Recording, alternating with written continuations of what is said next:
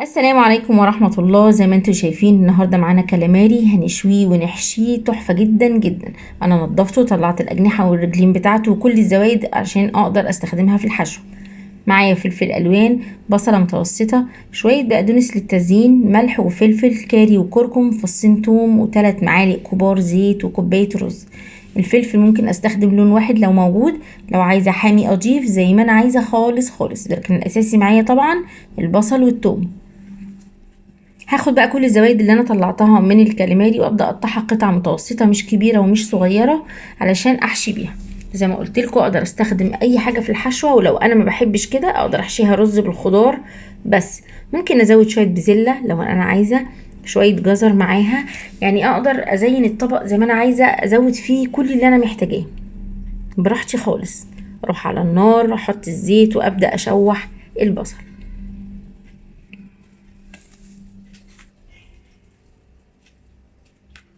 هنزل الاول بالبصله زي ما انتم شايفين كده، واديها وقتها تاخد تشويحه، يا دوب اشم ريحتها، انا مش عايزاها تغير لون ابدا، يا دوب تدبل وريحتها تطلع.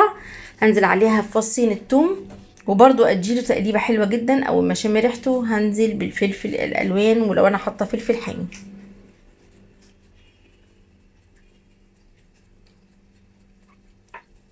احاول على قد ما اقدر اي حاجه هزودها، ذره الحلوه او البزله او الجزر او الفلفل، احط كميات بسيطه جدا بحيث ان الرز والبحريات تبقى هي ملكه الوصفه، وما يداريش عليها بالحاجات اللي انا بحطها. بحط حاجات ترفع من القيمه الغذائيه، لكن ما تداريليش على طعم الوجبه الاساسيه. تمام، تقلبتين زي ما انتم شايفين كده، وبعدين نزلت بالكاليماري عليه. مش هحتاج ازود اي سوائل، لان الكاليماري واي بحريات اول ما بحطها على النار بتنزل كل السوائل اللي جواها. ومش محتاجه ازود ملح كتير، لان انتوا عارفين ان البحريات بتبقى لحد ما مالحه من ميه البحر، فبتحتاج ملح خفيف، فاراعي الموضوع ده. تمام، شوحتها تشويحه وهبدا اتبلها بالملح والفلفل والكاري والكركم.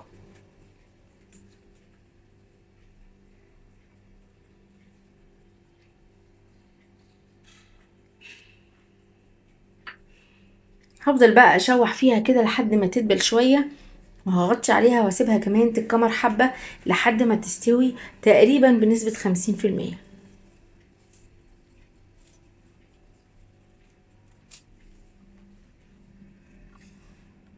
تمام، ويا ريت ما نزودش بهارات، لان الاكله البحريات بالذات ما بتحبش البهارات، يعني تحب دايما تبقى بهاراتها خفيفه.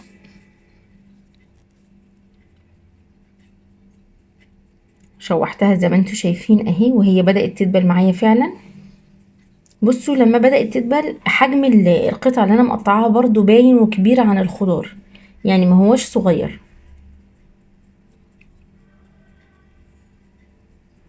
غطي بقى عليها واسيبها 5 دقايق لحد ما تستوي نص سوا زي ما قلت لكم. وبعدين هبدأ انزل الرز. بصوا بتشكشك وحلوة وجميلة ومستوية وكل حاجة. احط بقى الرز بتاعي، وانا بحط اراعي معيار المية، احاول اقلل المية كمية صغيرة جدا عن المعتاد، لان انتوا زي ما انتوا شايفين السبيت والكاليماري والخضار منزلين مية، فعشان ما يبقاش الرز معجن في الاخر، لان احنا مش هنستخدم كل الرز في الحشوة، بقية الرز هنحطه جنب الاكل، فعشان يبقى مفلفل وحلو فاراعي ان انا اقلل كمية المية شوية عن المعتاد. بصوا يعني انتوا لو تبصوا للمنظر هنا تحسوا ان هو لسه محتاج شوية مية كمان، بس لا هو كده تمام.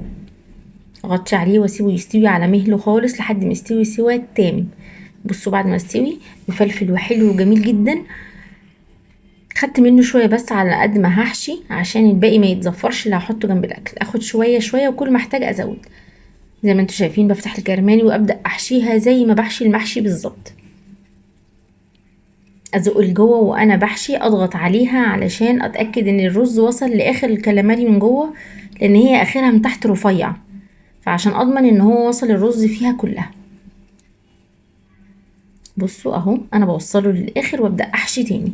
هعمل كده في كل الكميه، وبعدين نروح بقى علشان نشويها على الجريل. بس الاول هنعمل صوص بسيط خفيف كده نحطه عليها من بره علشان تاخد لون وطعم زياده حلو واحنا بنشويها.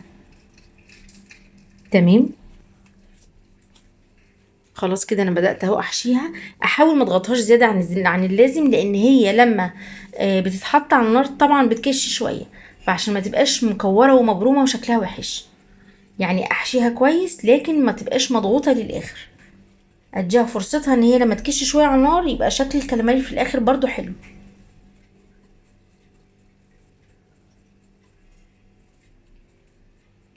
ده منظرها اما خلصت اهو زي ما انتوا شايفين.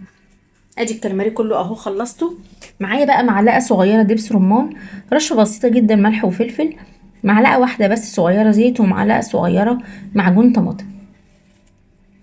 اخلط بقى كل المكونات دي على بعض، وبفرشه الدهن اللي انا بستخدمها للفرد هدهن بيها السبيط او الكاليماري من بره كويس جدا من كل ناحيه.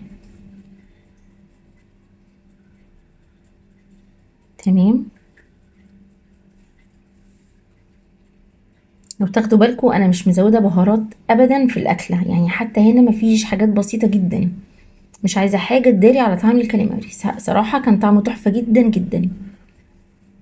بصوا مسحت عليه كويس جدا، وهقلبه الناحيه التانية وامسحه كمان مسحه بسيطه، ما كترش عشان اللي على الوش ده ما يتحرقش في النار. دبس الرمان مسكر فهيتحرق لو اتحط على الطاسه ولو كانت الكميه كبيره، فانا بس بمسح عليها عشان تدي لون لما تتحط على الجريل، وعشان كمان تدي طعم المكرمل الحلو اللي احنا بنحبه في المشاوي.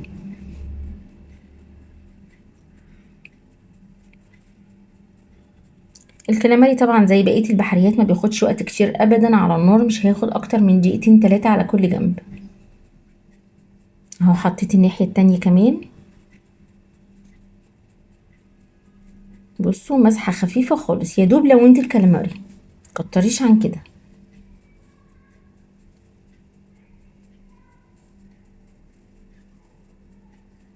نروح بقى على الجريل بتاعنا ونبدأ نشوي الحاجات الحلوة دي.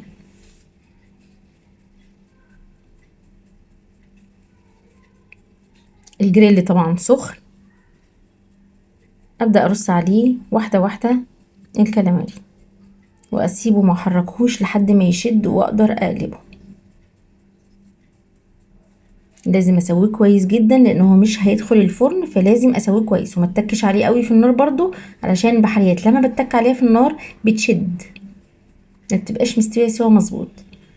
خد 3 دقايق على الناحيه دي، قلبته على الناحيه التانية. بصوا بقى الطعم والحلاوه، مش قادره اقول لكم كان حلو قد ايه. هو متني كده بس علشان هو لسه ما اخدش صدمه الناحيه التانية، لكن هو اتفرد خالص لما خلصت. هفضل اقلبه على كل جنب لحد من كل النواحي ياخد نفس اللون الحلو اللي انتوا شايفينه ده. لما برد قطعته وقدمته بالشكل التحفة اللي انتوا شايفينه ده، مع شوية طحينة او اي حاجة تحبوها. ولو عجبكم الفيديو ما تنسونيش في اللايك والشير. انا رندا ودي قناتي، وبألف هنا وشفا.